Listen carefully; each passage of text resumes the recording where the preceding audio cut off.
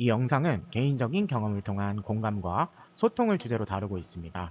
의견이 틀릴 수 있지만 이런 방향성과 생각도 할 수 있다고 생각해 주시고 시청해 주세요.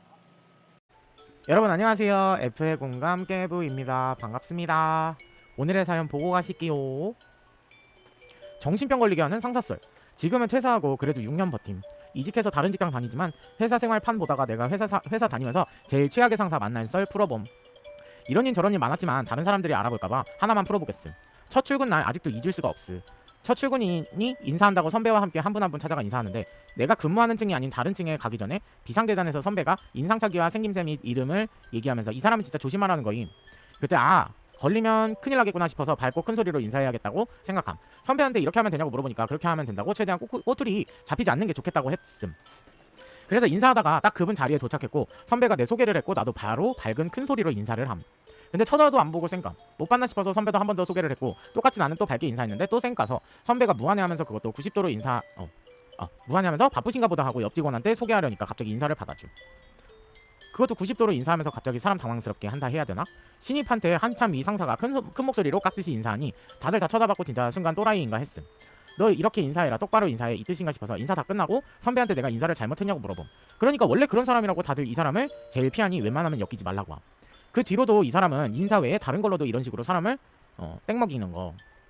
그러다가 마음 맞는 직원들끼리 모이면 술자리에 참석하기로 했고 그 술자리에는 그 당시 이미 퇴사했지만 친해서 계속 참석하는 직원이 있었는데 내가 이거 얘기하니까 본인은 어떤 날에 사내 메신저 할 때 인사 없이 메신저 보냈다고 그걸로 퇴사 직전까지 괴롭혔다고 정말 많이 욕하는 거.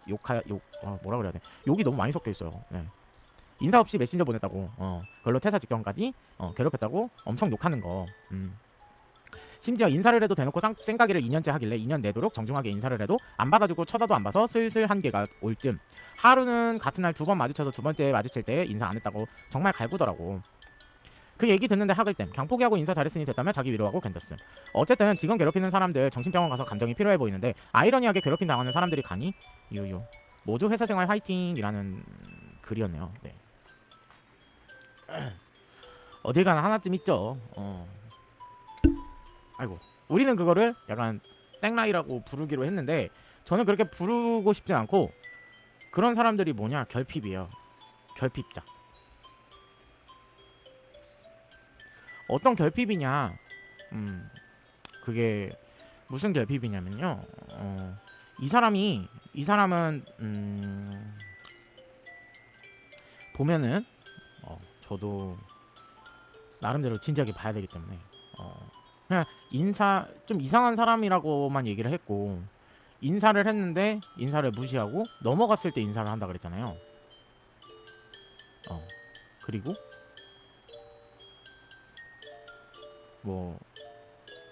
네. 이 상황들이 정말 많았겠지만 지금 나와 있는 상황은 3가지 상황밖에 안 돼요, 사실은. 그죠? 첫 번째 상황 뭐예요?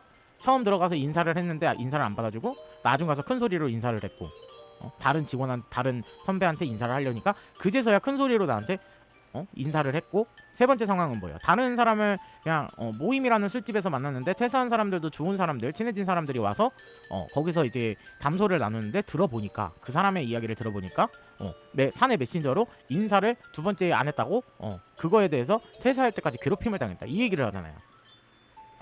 일단은 볼 수 있는 거 속이 좁다.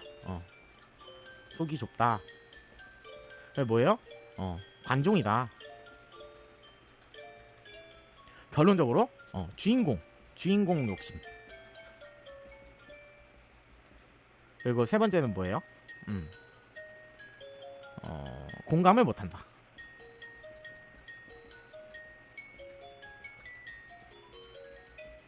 네 번째,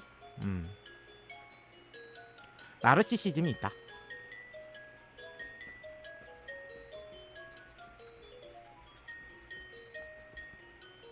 네,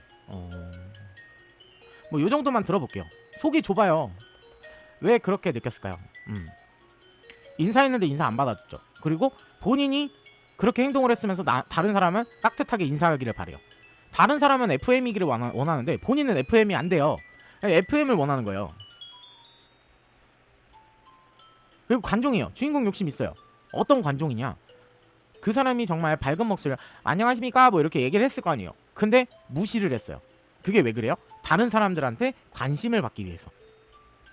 그러니까 저 사람은 보통 사람은 이렇게 행동하는데 저 사람은 유별나게 행동을 하네. 왜 저러지? 하면서 관심을 얻기 위함이에요. 그 주인공 욕심이에요. 나중 가서 인사를 했다 그랬잖아요. 그러니까 나중 가서 인사를 하는 이유도 뭐예요? 관심을 받기 위해서요. 다른 사람의 관심. 그러니까 애정이 이것도 사실은 애정이랑 연관이 있어요. 그러니까 내가 애정을 받고 자라고 다른 사람들한테 관심과 사랑을 받고 자랐다면 굳이 관심을 쫓아다닐까요? 아닐 거거든요. 속이 좁아요. 나만 불쌍해. 그리고 공감을 못해요. 이 사람도 자기가 제일 불쌍해. 자신이 제일 불쌍함. 이게 맞아요. 본인이 제일 불쌍하다고 여겨요. 왜? 내가 이런 나는 그러니까 행동 거지를 보면 보여요. 그러니까 사람을 상대방이 어떤 감정을 느낄지가 먼저가 돼야 되거든요. 그러니까 신입이 와서 뭐 오랜만에 그림 하나 그릴게요. 이렇게 이 사람이 상사예요. 그 상사겠죠. 근데 신입이랑 여기 그 사수라고 하죠. 사수가 와서 뭐 안녕하십니까 하면서 인사를 했어요. 이렇게 그죠. 근데 무시를 했어요. 아무리 상사가 그러니까 이 사람이 뭐 이 신입에 대해서 좀 생각이 있어요. 막 위계질서 이거를 잡고 싶다 해가지고 좀 이런 행동을 보였으면 모르는 건데 그게 아니었잖아요. 무시를 했잖아요. 무시를 했다가 나중 가서 떠나니까. 그러니까 다른 사람한테로 인사하러 가니까 어떻게 해요? 본인이 큰 소리로 인사를 했다 그랬어요. 그죠? 떠나니까. 그러니까 자기 인사 차례가 끝나니까 그제서야 인사를 하면서 다시 관심을 돌리려고 해요. 그리고 다른 사람들이 자기를 쳐다봐줘요. 관종이에요. 주인공 욕심이 있어요. 네, 관심과 애정이 필요해요. 근데 공감을 못 받아요. 근데 이 사람이 왜 이런 행동을 하느냐, 잘못된 행동을 왜 하느냐. 나르시시즘이 뭐냐면 나는 우월해 이런 느낌이 있는 사람이에요. 그래서 다른 사람을 무시하는 거예요. 이 행동이 나르시시즘이에요. 그러니까 이해를 못하는 거야. 나는 내 인생은 내가 주인공은 맞지만 사람들과 더불어 살아가기 위해서는 사회력이라는 게 필요하거든요. 근데 이 사람은 내가 주인공이고 내가 대단하고 이 사람은 별것도 아니야. 내 하인일 뿐이야. 나르시시즘. 본인이 대단하다고 생각하고 본인 생각이 다 맞고 본인이 우월하다 생각. 나르시시즘이에요. 이게 여기까지 온 거예요. 관심과 애정이 없으니까 나르시시즘까지 오고 떠나니까 인사를 한다. 그러면 한 번 더 관심을 받고 싶은 거예요. 근데 왜 이런 행동을 하느냐? 답은 하나요. 답 뭐예요? 관심을 어떻게 물음표. 이게 맞아요. 관심을 어떻게? 그러니까 내가 사람들한테 사랑받는 방법을 못 배운 거예요. 그게 답이에요. 방법을 모른다.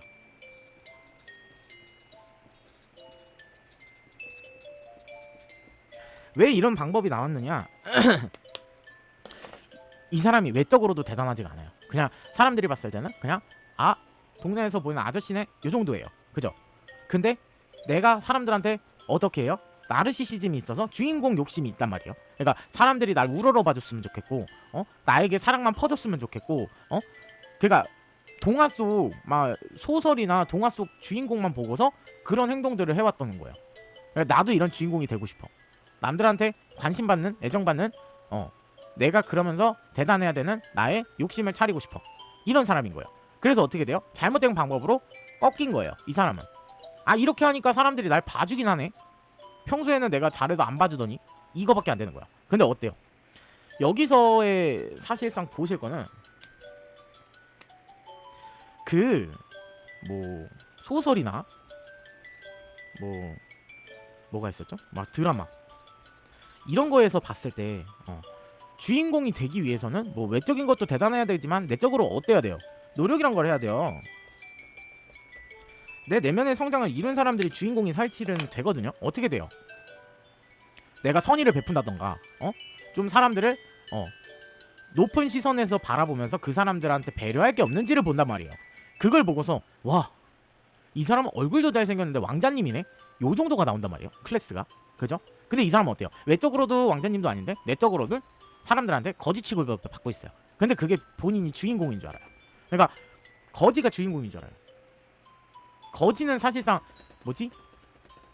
본인이 행실을 잘 함으로 인해서 변화돼야 되는 사람이거든요. 거지라는 거는. 그래서 막 신데렐라도 막 언니들 막 새언니들이나 막 새엄마한테 구박받으면서 청소를 막 하다가 어쩌다가 이제 막 백마탄 왕자님을 만나가지고 그렇게 시집간다 뭐 이런 내용이었잖아요.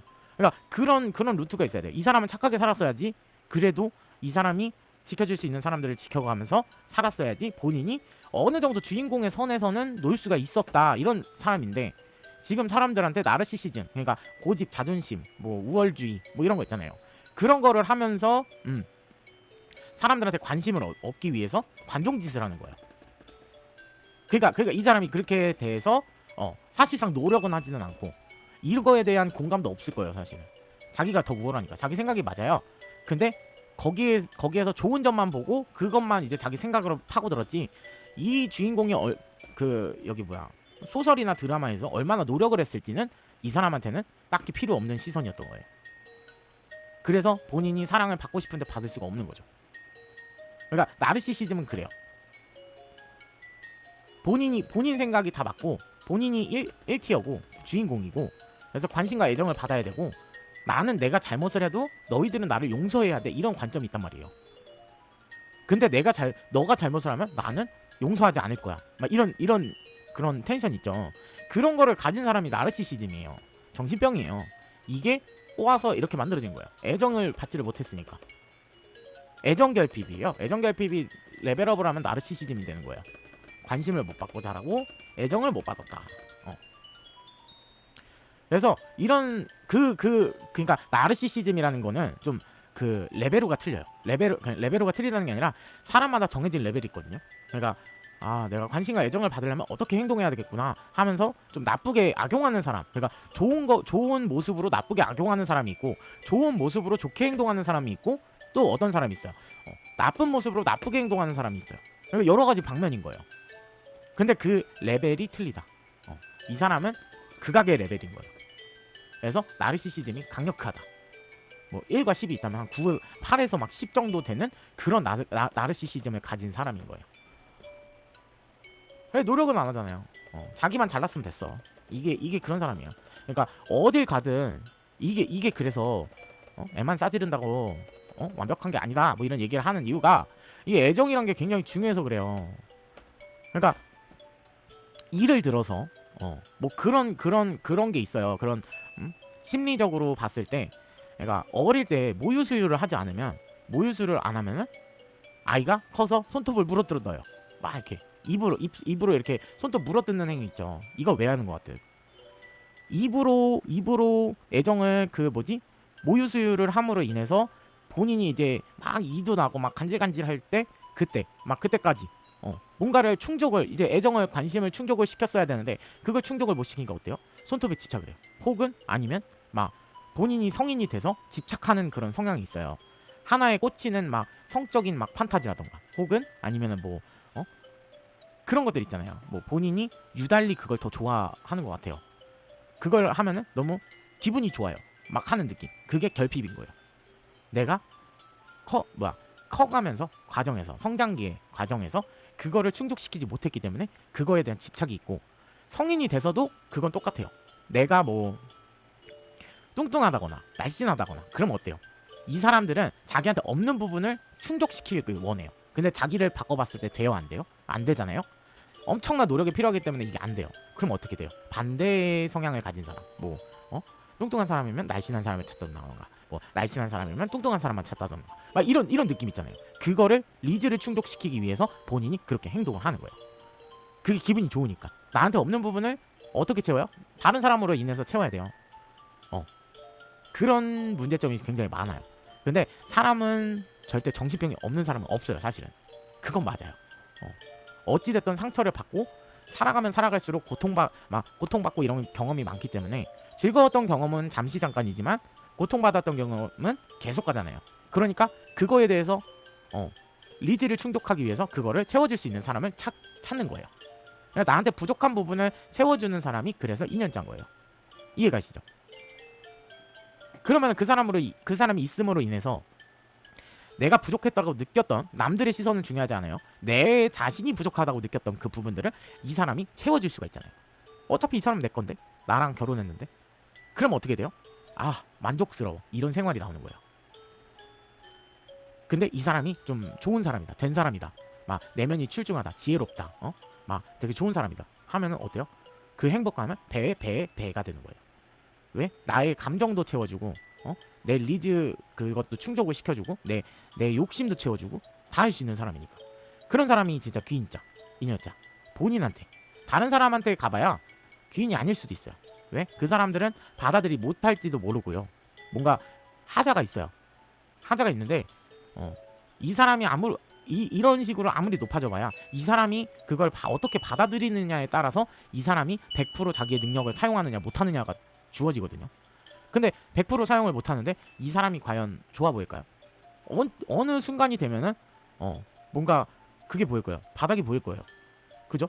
만족을 하고 좀 뭐라 그럴까, 안정을 하고 평온해지면, 더 이상은 노력하지 않아도 이미 가지고 있는 내 능력이구나, 상대의 능력도 내 걸로 보니까. 그러면서 이제 더한 욕심을 부리게 되는 거죠. 인간의 욕심은 끝이 없어요. 그러면서 욕심을 부리는 거예요. 난 너가 내 마음에 안 들어. 난 너가 이랬으면 좋겠어. 나는 질려. 난 다른 사람도 만나보고 싶어. 이게 버티다가 물려서 그렇게 행동을 하는 거예요. 그러니까 익숙함에 속아 소중함을 잃지 말자, 이런 말이 있잖아요. 익숙해가지고 소중한 거를 자꾸 내치는 격. 그렇게 되는 거예요. 그러니까 이 사람은 이 사람을 100% 사용할 수 없는 사람이었던 거예요. 뭐 그런 게 있습니다. 네. 뭐 이 얘기는 여기까지만 하고요. 여튼 어딜 가든 이런 사람은 존재하니까 딱히 너무 신경 쓰지 마시고, 그냥 여러분들만 잘하면 돼요. 그냥 내 일만 잘하고 내가 지킬 선만 잘 지키고, 사람들이 만들어 놓은 그런 기준과 관점이 있잖아요. 근데 그게 틀린 거는 아니에요, 사실. 그냥 그럴 수도 있겠구나. 이게 그래도 상하관계에 있어서 필요한 그런 느낌인 거구나. 뭐 이런 게 있거든요. 그런 게 있으면은 그냥 그 테두리 바운더리만 잘 지켜간다면, 그러니까 상대방의 바운더리만 잘 지켜준다면, 자존심 상하게 하거나 막 이런 것만 안 한다면 여러분들이 굳이 거기에서 얽매여서 나쁘게 갈 필요는 없다.